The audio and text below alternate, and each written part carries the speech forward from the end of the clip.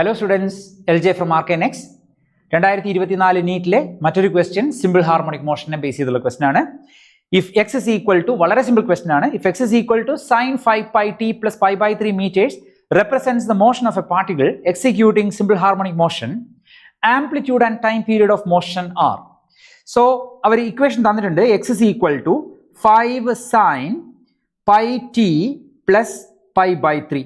ഇതിനെ നമുക്ക് general equation for simple harmonic മോഷനായിട്ട് കമ്പയർ ചെയ്യാം. ജനറൽ ഇക്വേഷൻ എന്താ? X is equal to a sine omega t plus 5. ഇനി കറസ്പോണ്ടിങ് ടേംസിനെ നമുക്ക് കമ്പയർ ചെയ്ത് നോക്കാം. ഇവിടെ ആംപ്ലിറ്റ്യൂഡിന്റെ പ്ലേസിൽ 5 ആണ്. First number you see after equal to അത് 5 ആണ്. അപ്പോൾ ആംപ്ലിറ്റ്യൂഡ് എന്ന് പറയുന്നത് എത്രയാ? 5 meters ആണ്. ഇവിടെ ക്വസ്റ്റ്യനിൽ യൂണിറ്റ് മീറ്ററാണ് പറഞ്ഞിരിക്കുന്നത്. So ആൻസറും മീറ്ററിലാണ്.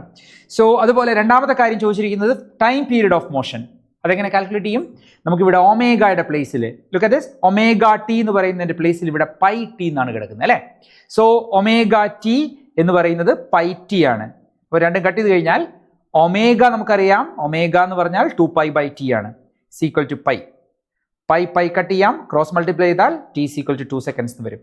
So amplitude 5 meters and time period is 2 seconds.